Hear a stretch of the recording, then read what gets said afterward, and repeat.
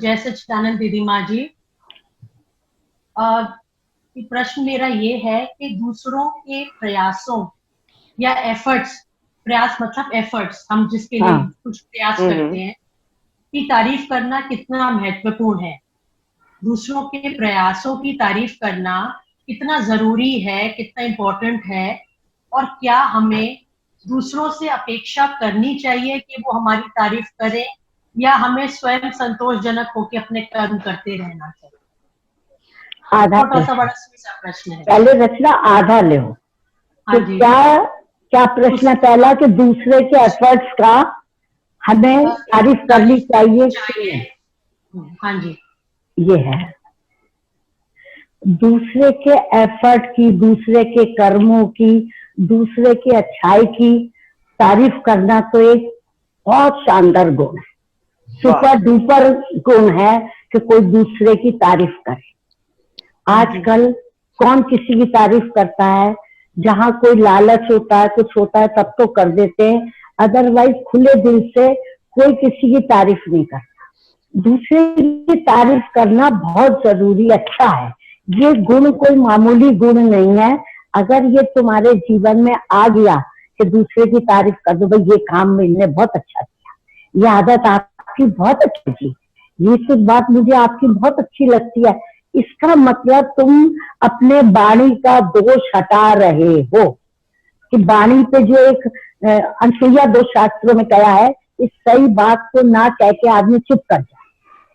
कभी कभी कहीं सही बात कहनी हो और चुप कर जाओ, अगर साक्षी सही बात कहनी है चुप कर जाओ, वो भी एक तरीके का मर्डर है।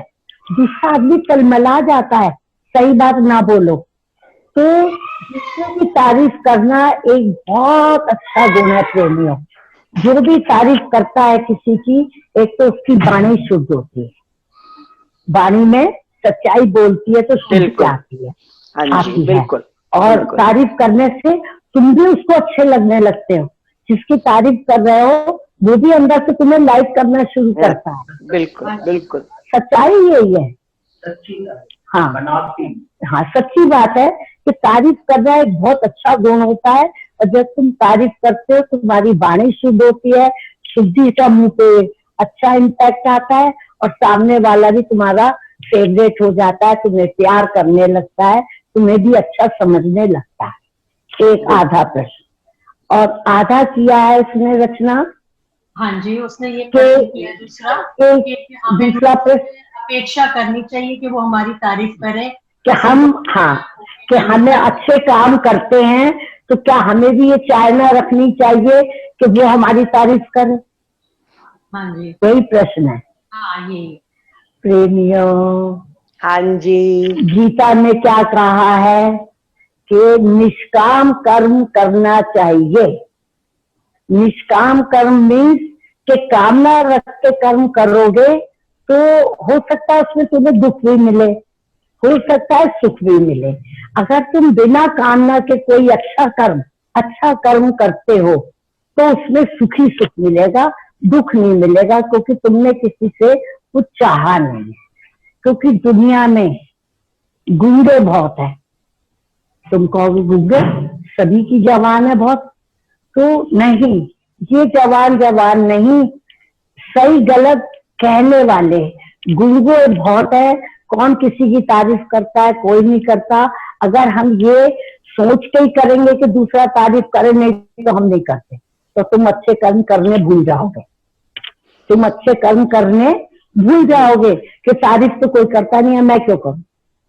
दुनिया में सब अच्छाई से हट जाएंगे, लेकिन जितने महान पुरुष हुए, जितने संत हुए, जितने अच्छे बड़े लोग हुए, उन्होंने ये आशा नहीं करी कि कोई मेरी तारीफ करे। उनका तो स्वभाव ही अच्छे कर्म करने का है। तो तुम्हें अपने स्वभाव बनाना चाहिए कि हम अच्छे कर्म करें, दूसरा नहीं करेगा।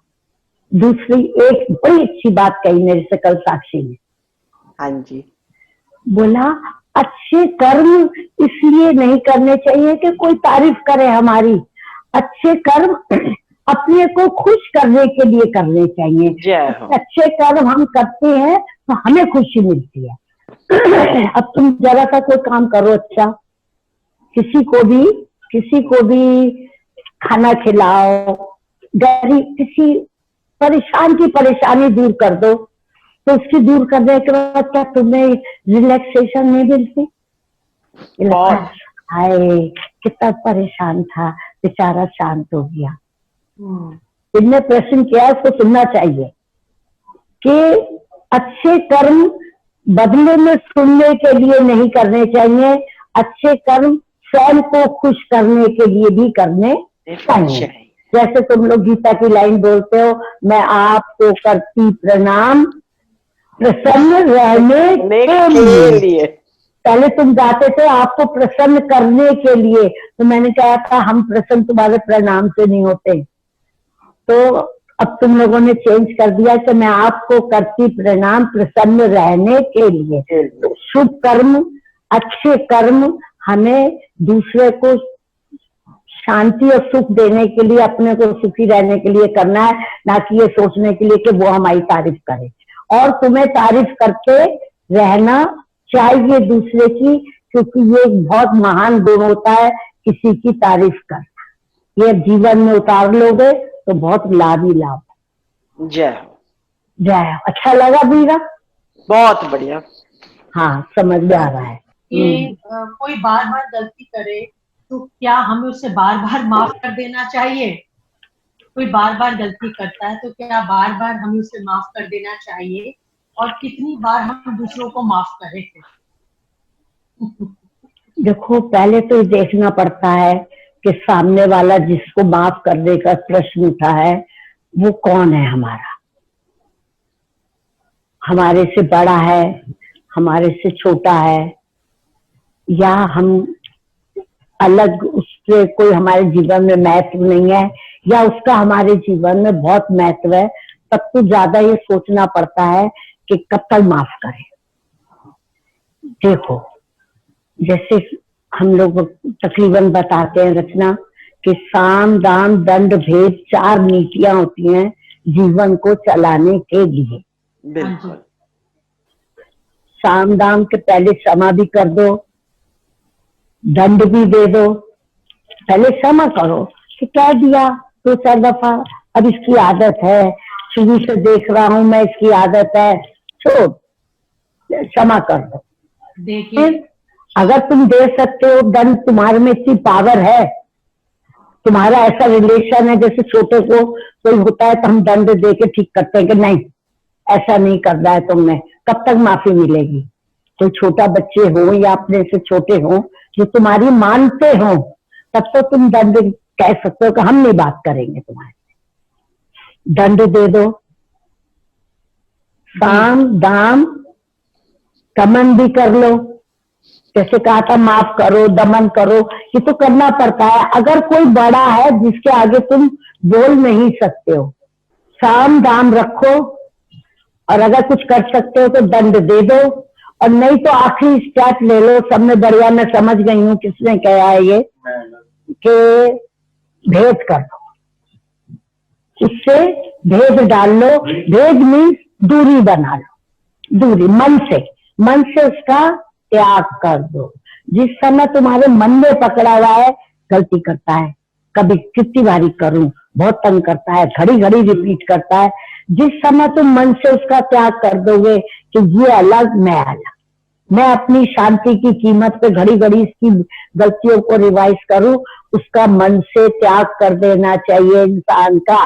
जो घड़ी घड़ी तुम्हें सताए, घड़ी घड़ी तुम्हें टोंक मारे, घड़ी घड़ी तुम्हारे को तंग करे, तो उस पर जब पेश ना चले, जहां चलिए ना चारा वहां चुप करिए बेचारा, तो उसमें चुप रहना चाहिए और मन से उससे भेद डाल लेना चाहिए। पर्दा के आज से मेरा और तेरा मन से व्यवहार अलग है। अगर कर सकते हो डू समथिंग, नहीं कर सकते तो शांत रह के उसको मन से अभाव कर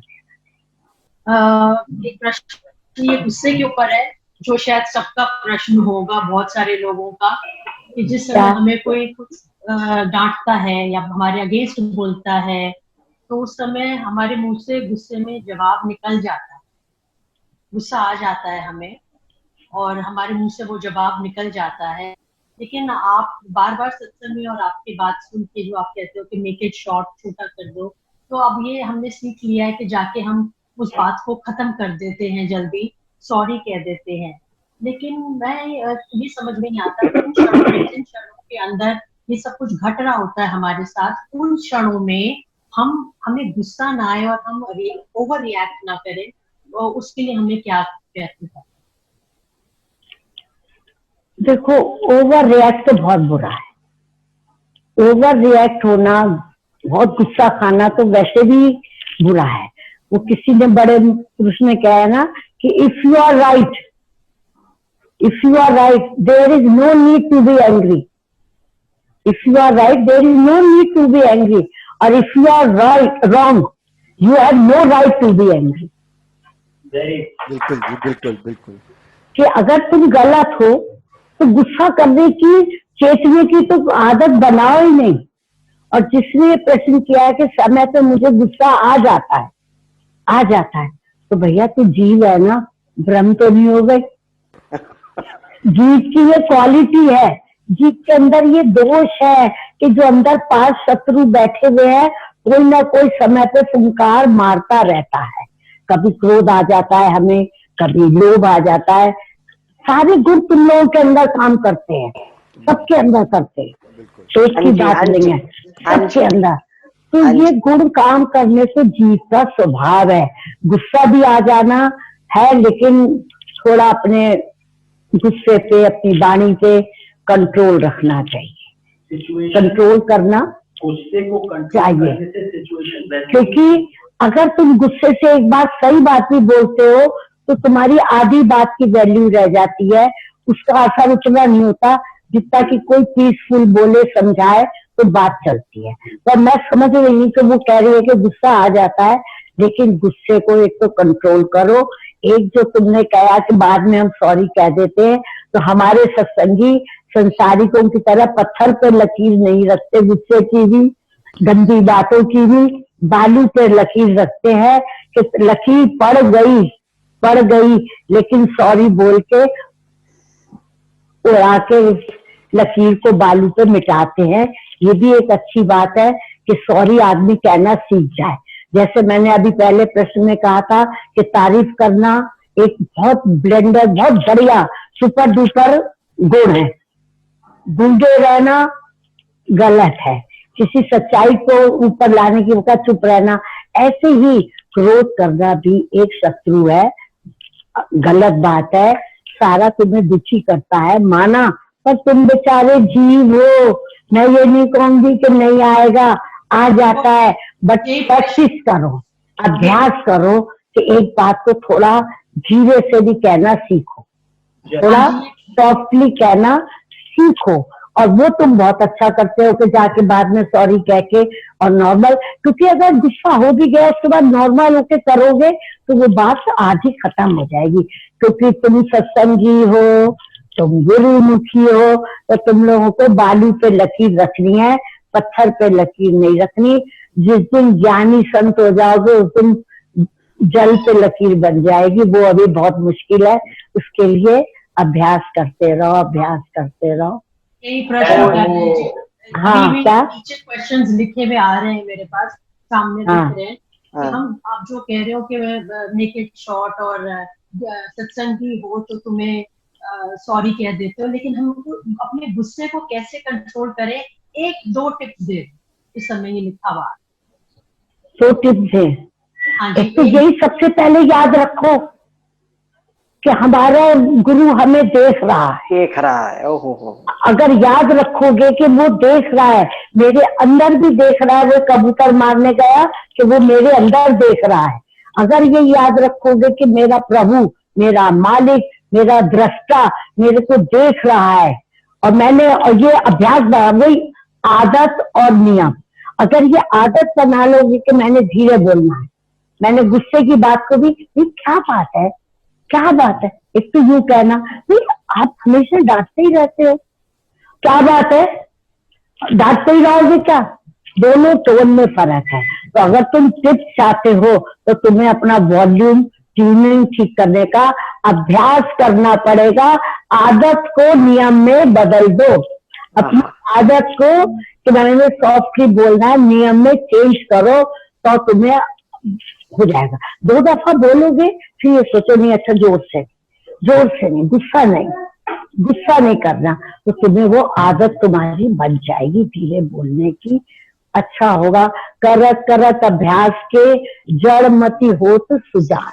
हाँ, जड़मती भी होशियार हो जाती है। तो तुम तो हमारे बच्चे हो, हमारे सत्संगी प्रेमी हो, तो अभ्यास करते रहना चाहिए। हर नियम का, हर अच्छाई का, धर्म के मार्ग का अभ्यास से ही प्राप्ति होगी। जब तक अभ्यास दृढ़ नहीं करोगे, चाहे वो क्रोध करने का हो, चाहे अभिमान का हो, चाहे पूजा पाठ का हो, एनीथिंग, अभ्यास के बिना प्राप्ति नहीं हो